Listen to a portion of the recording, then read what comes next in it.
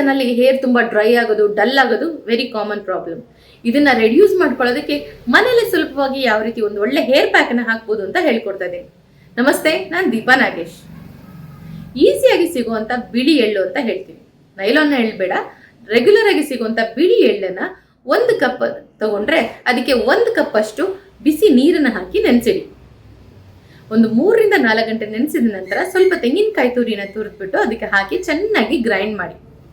ಇದಕ್ಕೆ ಅಗಸೆ ಬೀಜನ ಹಾಕಿದ್ರೆ ಅಂತೂ ಇನ್ನೂ ಒಳ್ಳೆ ರಿಸಲ್ಟ್ ಸಿಗುತ್ತೆ. ಯಾರಿಗೆಲ್ಲ ಹೇರ್ ತುಂಬ ಡ್ರೈ ಆಗಿರುತ್ತೋ ಅವ್ರಿಗೆ ಇದು ಒಂದು ಒಳ್ಳೆ ಹೇರ್ ಪ್ಯಾಕ್ ರೀತಿ ವರ್ಕ್ ಆಗುತ್ತೆ. ಸೊ ಚೆನ್ನಾಗಿ ಗ್ರೈಂಡ್ ಮಾಡಿದ ನಂತರ ಸ್ವಲ್ಪ ಅದನ್ನು ಬಿಸಿ ಮಾಡಿ ಸ್ವಲ್ಪ ಬೆಚ್ಚಗಿರುವಾಗಲೇ ಹೇರಿಗೆ ನೀಟಾಗಿ ಅಪ್ಲೈ ಮಾಡ್ಕೊಳ್ಳಿ. ನೆನಪಿರಲಿ, ಈ ಪ್ಯಾಕ್ ಅಪ್ಲೈ ಮಾಡ್ಕೊಳ್ಳೋದಕ್ಕಿಂತ ಮುಂಚೆ ಹೇರ್ ಆಯಿಲ್ ಅಪ್ಲೈ ಮಾಡಿರೋದು ತುಂಬಾ ಇಂಪಾರ್ಟೆಂಟ್ ಆಗಿರುತ್ತೆ. ಸೊ ನೀಟಾಗಿ ಈ ಪ್ಯಾಕ್ನ ಹೇರಿಗೆ ಅಪ್ಲೈ ಮಾಡಿಕೊಂಡು 20 ನಿಮಿಷ ಬಿಟ್ಬಿಟ್ಟು ಸ್ವಲ್ಪ ಬೆಚ್ಚಗಿರೋ ನೀರಲ್ಲಿ ಹೇರ್ ವಾಶ್ ಮಾಡಿ. ಯಾವುದೇ ರೀತಿಯ ಕಂಡೀಷ್ನರ್ ಹಾಕೋ ಅಗತ್ಯನೇ ಇರೋದಿಲ್ಲ. ಈ ಸೀಸನಲ್ಲೂ ಕೂಡ ನಿಮ್ಮ ಹೇರ್ ಶೈನಿಯಾಗಿ, ಹೆಲ್ದಿಯಾಗಿ ಆ್ಯಂಡ್ ವಾಲ್ಯೂಮೈಸ್ ಆಗಿ ಕಾಣಿಸ್ತಾ ಇರುತ್ತೆ.